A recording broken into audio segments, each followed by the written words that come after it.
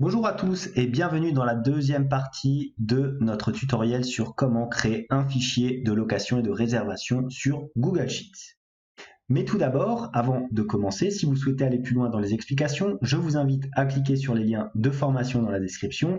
Et si vous ne souhaitez pas rater mes vidéos sur la comptabilité, la finance et l'utilisation des outils tels que Google Sheets dans le monde de l'entreprise, n'hésitez pas à vous abonner à la chaîne. De plus, pour ceux qui souhaiteraient uniquement acquérir le fichier sans passer par le tutoriel vidéo, sachez que tous les documents sont disponibles en illimité et dans leur version finalisée pour mes contributeurs Patreon, plateforme dont vous trouverez le lien en description. Alors pour cette deuxième partie de tutoriel sur la création d'un planning de location, disons touristique ou saisonnière, on va maintenant s'intéresser aux différentes formules à mettre en place. Donc pour ce faire, souvenez-vous, j'avais donc créé le fichier avec 3 différents onglets, accueil, réservation, calendrier. Là, je vais commencer par intégrer les formules dans mon onglet de réservation. Alors, donc, où est-ce qu'il y aura une formule? Ici, la réservation devra être mise à la main, le nom pareil, le téléphone pareil, le tarif journalier pareil à la main. Par contre, il faudra mettre le montant global ici via une formule. Par conséquent, la formule sera tout simplement si, on ouvre la parenthèse, première condition, si la cellule ici est égale à une cellule vide, on reverra naturellement une cellule vide. Point virgule, alors là on aura le tarif journalier ici, fois la différence entre la date d'arrivée et la date de départ. Donc fois date diff, c'est une fonction qui nous permet de calculer la différence entre deux dates. Donc on va sélectionner la date d'arrivée, donc ici, voilà, point virgule, la date de départ, là, point virgule. Alors là maintenant il faut mettre, si on souhaite avoir la différence en jours, en mois ou en années. Donc là on va calculer naturellement en jours, puisque nous avons un tarif journalier. Donc on va mettre un day, comme day en anglais. On ferme la parenthèse, on la ferme combien de fois? On la ferme 2 fois. Voilà. Donc alors est-ce que j'ai bien mis les différents montants? Ouais, j'appuie sur entrée. Voilà, donc là, je me retrouve avec 0. Pourquoi? Parce que je n'ai pas mis de tarif journalier. Regardez, si maintenant je mets 20, j'ai bien 80 € qui correspondent bien aux 4 jours différents. Voilà donc pour ce premier onglet. Maintenant, je vais me placer dans l'onglet d'accueil. Donc, qu'est-ce que je vais faire? Je vais déjà rajouter un nombre de chambres défini comme ceci. Donc, chambre 2. Voilà. Je tire tout ça vers le bas. Là, on va en mettre, allez, on va en mettre 14, c'est déjà très bien. Ensuite, le numéro de la chambre, alors on va mettre à chaque fois 001, ensuite 002, et ainsi de suite. Pareil, on va tirer tout ça vers le bas, comme ceci. Voilà. Qu'est-ce que je vais faire dans mon onglet ici? Je vais rapatrier le numéro de la chambre. Donc, pour ce faire, je vais utiliser tout simplement recherche V. Recherche V de quoi? De ma cellule ici, de la chambre. Point virgule dans quelle matrice? Dans la matrice d'accueil. Celle-ci. Hop. Point virgule la colonne numéro 2, et point virgule, naturellement, on renvoie faux comme ceci, voilà. Je ferme ma parenthèse, j'appuie sur entrée. Eh bien, 001, mais là, si je tire ma cellule vers le bas de 1, je n'ai pas ma matrice qui est figée, et surtout, je ne prends pas en compte le fait que, regardez, je me retrouve avec un NA, puisque là, il n'y a pas de réservation. Donc, on peut éventuellement rajouter une petite cellule de si erreur. On ouvre la parenthèse, point virgule, on envoie une cellule vide, on appuie sur entrée, voilà. Maintenant, si je fais un CTRL-C, CTRL-V, regardez, voilà, j'ai mon erreur qui disparaît automatiquement, donc je peux CTRL-C, CTRL-V l'entièreté de ma colonne, et voilà donc pour ma petite partie. Une fois qu'on est là, maintenant il me reste encore à mettre l'ensemble des revenus globaux. Donc pour ce faire, je vais prendre tout simplement la formule si, j'ouvre la parenthèse, si quoi? Si A6 est égal à une cellule vide, alors je renvoie, comme à chaque fois, une cellule vide. Sinon, nous allons faire tout simplement somme.si, j'ouvre la parenthèse, de quoi? De mon onglet de réservation ici, et je vais sélectionner l'ensemble. Alors, je sélectionne d'abord le chambre, la plage à prendre, jusqu'à la colonne 1000, jusqu'à la ligne 1000, pardon. Ensuite, le critère à prendre en compte, donc on retourne dans notre onglet d'accueil, ça va être ici les chambres, et ensuite la plage à sommet. Ça va être naturellement cette fois-ci notre colonne E. 1, 2, 3, voilà, on ferme la parenthèse, on appuie sur Entrée. Voilà, on a bien les 80 € qui apparaissent, et je vais centrer voilà, ma colonne. Ensuite, je fige naturellement toute ma plage de matrice. Je ne laisse que la cellule A6. Pourquoi? Parce que maintenant, je peux faire un petit CTRL-C et CTRL-V sur l'ensemble de mon tableau. Attention à la bordure qui a tendance à sauter.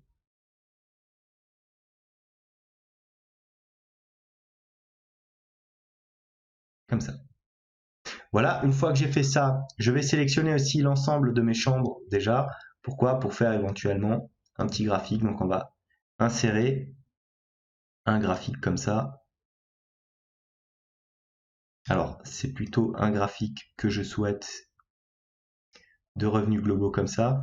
Alors naturellement, étant donné que nous n'avons qu'une seule donnée, on se retrouve avec un graphique bleu uni. Voilà, hop, revenus globaux, je vais supprimer éventuellement ce titre-là. Alors, est-ce que je vais rajouter... Pour l'instant, je vais le laisser comme ça. Je vais le laisser comme ça. Je vais rajouter peut-être un deuxième élément. Je vais juste enlever naturellement les bordures. Donc, au niveau de la bordure, on va mettre du blanc. Voilà, comme ça se verra pas. Et je vais rajouter une autre réservation. Donc, ça va être la réservation numéro 2. Tarif journalier, on va mettre, je sais pas moi, 50 par exemple. Ma formule de revenus globaux, je dois la copier elle aussi vers le bas. Hop, CTRL-V. Voilà. Date d'arrivée, alors cette fois-ci, on va mettre éventuellement, allez, le 2 janvier 2022. Le départ, on va mettre le 7 janvier 2022. Voilà, et ça va être, mettons, la chambre 2. Comme ça, vous voyez, ça apparaît ici. Et là, j'ai directement les légendes qui apparaissent sur mon graphique. Donc voilà, au fur et à mesure que vous allez remplir votre tableau, les données ici vont se consolider et naturellement, votre graphique prendra forme. Là, forcément, vu que je n'ai que 2 lignes, ça ne fait pas l'entièreté du travail. Alors, maintenant qu'on a rempli les formules pour notre onglet d'accueil, notre onglet de réservation, il convient de remplir, et là c'est le nœud de notre problème, les formules de notre onglet de calendrier. Alors, on va démarrer doucement. Tout d'abord, je vais sélectionner l'ensemble des cellules après mon calendrier ici. Pourquoi? Pour tout simplement mettre un affichage, un petit format qui serait plus aligné. Donc, on va mettre une rotation aucune, voilà, comme ceci. On retourne à présent sur notre première cellule. Voilà. Voilà. Et je vais commencer par une formule très simple qui s'appelle unique. Formule unique. Voilà. Unique de quoi? De l'ensemble de notre colonne J jusqu'à la ligne 1000. Voilà, on ferme la parenthèse. Comme ça, on va avoir sans doublon à chaque fois les différentes chambres de notre planning, tout simplement. Alors non, je vais raccourcir. Voilà, cette taille-là, c'est très bien. Hop, je vais aussi centrer ça. Voilà, comme ça, c'est quand même beaucoup plus agréable à lire.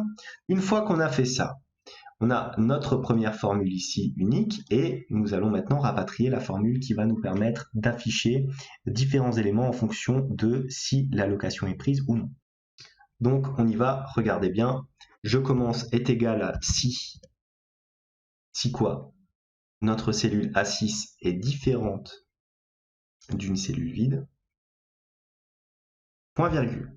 On va maintenant appliquer une fonction SUMPROD, donc on va faire 1 moins SUMPROD. L'utilité de cette formule, c'est de faire apparaître un montant chiffré à chaque fois que la chambre est donc sous réservation. Donc SUMPROD, j'ouvre la parenthèse pour une première matrice. J'ouvre encore la parenthèse, je vais dans réservation, je vais sélectionner quoi? Je vais sélectionner ma colonne F comme ceci. Donc première condition, hein, la date d'arrivée. Date d'arrivée qui doit être inférieure donc ou égale à notre cellule B5. Je fige maintenant exclusivement la ligne de ma cellule B5 et l'ensemble de ma première matrice. Je ferme la parenthèse, je multiplie ça par une deuxième matrice que je vais chercher là encore dans mon onglet de réservation. Il va donc s'agir de la date de départ. Deuxième condition. Voilà. Date de départ, condition supérieure ou égale à quoi? À mon calendrier ici, B5 plus 1. Voilà. Je ferme ma parenthèse. J'oublie pas de figer les différents éléments. Là, on a un petit dollar ici et on met 2 $ ici à chaque fois. Voilà. Et je vais enfin multiplier par la dernière matrice. Donc j'ouvre la parenthèse et je vais sélectionner ma réservation ici. Et ça va être quoi? Ça va être tout simplement ma colonne ici de chambre. On va vérifier de quelle chambre il s'agit. Donc voilà, on va aller à chaque fois jusqu'à la ligne 1000. Et ça va être donc égal à quoi? Est égal ici, calendrier, à 6. Naturellement, cette fois-ci, je ne fige que les colonnes. Je ferme ma parenthèse. Alors, si je ne me trompe pas, je la ferme 2 fois. Je mets un point-virgule. Je mets des guillemets. Je ferme encore ma parenthèse et j'appuie sur Entrée. Je me retrouve à 0. Alors, c'est tout à fait normal. Là, maintenant, le code, ça va être, dès que vous voyez un 0, ça veut dire que la chambre est réservée. Donc, si j'ai bien calculé, la chambre sera réservée, la chambre 1, du 1er au 5, et la chambre 2, du 2 au 7. Donc, on va devoir normalement avoir des 0 jusqu'au 5. Donc, on fait un petit CTRL-C, CTRL-V. Voilà, donc on est... Alors, on serait plutôt sur du 1. Alors, on va regarder. 1er janvier au 5. Il y a sûrement une petite faute dans ma formule. Alors, je vais bien regarder. J'ai le 1 moins le SUMPROD. Ensuite, réservation inférieure à B5. Ensuite, réservation, on cherche notre colonne G qui est inférieure à B5 plus 1. Et ensuite, on a réservation de notre plage J. Ah, voilà, vous voyez, l'erreur elle est ici. Je suis allé trop vite, j'ai pas figé ma plage de cellules. Par conséquent, je me retrouve avec tout simplement F4. J'appuie sur Entrée. CTRL-C, et maintenant je tire ma formule vers la droite. CTRL-V, je me retrouve bien, regardez, avec les onglets ici, les différents zéros qui correspondent naturellement à la réservation et les 1 qui apparaissent une fois que la réservation est terminée. Vous voyez la petite erreur que j'ai fait? J'ai oublié tout simplement de figer ici ma matrice, ce qui m'a donné des fautes partout. Donc, attention toujours à bien figer vos matrices. Voilà, maintenant on fait un petit CTRL-C, CTRL-V, on fait la vérif ici. Et là, on aura donc une réservation du coup du 2 au 7, si je ne me trompe pas. Voilà, donc départ le 7. Donc voilà, on a bien le nombre de nuitées correspondantes. Maintenant, ce que je vous propose de faire, c'est naturellement de copier et coller ce code sur l'entièreté de votre page. Voilà, donc CTRL-C, CTRL-V, voilà. Maintenant, vous revenez au début. Vous voyez que le code apparaît relativement proprement, comme ceci. Voilà, alors attendez, on va un peu avec les dates pour regarder ce que ça va faire. Si maintenant je rajoute 02 02 2022 et qu'ici je vous mets du 15 0, on va rester sur 01 2022. Attention, là le format n'est pas bon. 01 2022, hop. Je vais sur mon calendrier, donc regardez, j'ai bien les zéros qui vont correspondre aux différentes variations. Voilà. Et maintenant, il me restera donc à mettre en place la mise en forme. Alors, vous pouvez constater aussi que lorsque je fais mon tableau, les zéros se placent bien, mais on a un petit problème au niveau ici, une fois que le calendrier est terminé, en effet, il nous rajoute à chaque fois des zéros. Donc pour pallier à cette petite erreur, on va rajouter un petit élément à notre formule. On va mettre tout simplement si, on ouvre la parenthèse, la cellule ici est égale à une cellule vide, alors on renverra naturellement une cellule vide. On ferme la parenthèse et là on va figer. Alors si je ne me trompe pas, on garde la ligne, mais pas la colonne. Donc on va mettre $1 ici, voilà. Non, c'est pas comme ça. Pourquoi? Parce que j'ai oublié un point virgule. Voilà. Voilà. Et j'appuie sur Entrée. Hop. Je fais un petit CTRL-C, CTRL-V sur toute la ligne pour vérifier que ça fonctionne. Voilà, vous voyez les zéros ont disparu. On a bien la fin, le 02 2022, hein, comme c'était le cas dans ma réservation. Donc ce que je vous propose de faire, c'est tout simplement prendre cette formule-là, faire un CTRL-C et la copier sur l'ensemble de votre page, CTRL-V, voilà, comme ceci. Bon, là, étant donné que je l'ai fait sur toute la page, mon ordi rame un petit peu, regardez, vous voyez, il met un petit peu de temps à charger. Une fois qu'on a fait ça, j'attends que la barre de progression ici soit complète, hein, afin de pouvoir travailler sur un fichier, voilà, à jour. Une fois que j'ai fait ça, ben, c'est très simple, je vais juste rajouter des règles de mise en forme. Alors, voilà, je vais sélectionner l'ensemble ici des différentes parties. Je vais aller dans Format, Mise en forme conditionnelle. Voilà. Donc, ça s'applique de B à CG 1001, donc partout. Moi, qu'est-ce que je veux? Je veux une cellule qui contient, donc à chaque fois qu'il y a des zéros, est égal à 0, comme ça. Qu'est-ce que je veux? Je veux afficher en couleur. Regardez, ça charge, ça fait comme ça. Je vais prendre du rouge, histoire d'être un petit peu plus flash dans mon tableau. Voilà, donc j'ai changé la couleur ainsi que... Voilà. Voilà, donc là, notre première règle de mise en forme est bonne, on appuie sur OK. Maintenant, je sélectionne éventuellement l'ensemble de mon tableau. Voilà, la même règle que tout à l'heure. On va, regarder, hop, on remonte, on se place ici, dans mise en forme conditionnelle. Et cette fois-ci, à chaque fois, ajouter une règle. On va mettre est égal à ou est différente de. Plutôt est différente de. Non, on va mettre est égal à, ouais, plutôt, parce que sinon on va avoir ou est différente à. Alors là, je suis un petit peu... On peut faire les deux, soit on met à égal à 1, soit on met à différent de 0. Alors là, c'est normalement les deux vont fonctionner. Donc est différent de 0. Si je mets ça normalement avec un fond blanc et naturellement une police blanche, je vais me retrouver en principe avec que des cases blanches. On attend bien que le fichier charge ici.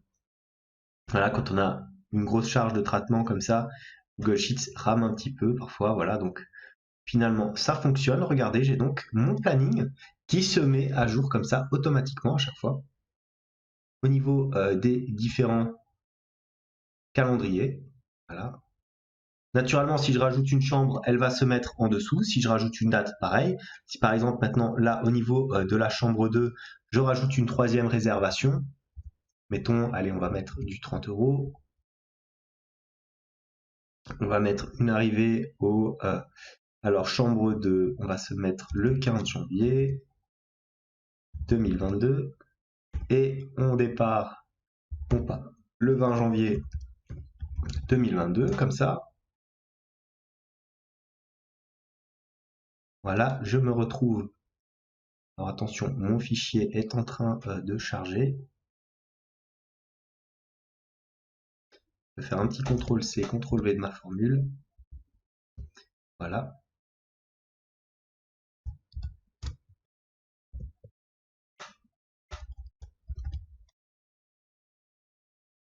Voilà, je reproduis la mise en forme. Regardez, j'ai donc rajouté, je vais rajouter la chambre 2 ici. j'ai automatiquement le numéro qui va apparaître dans cette cellule.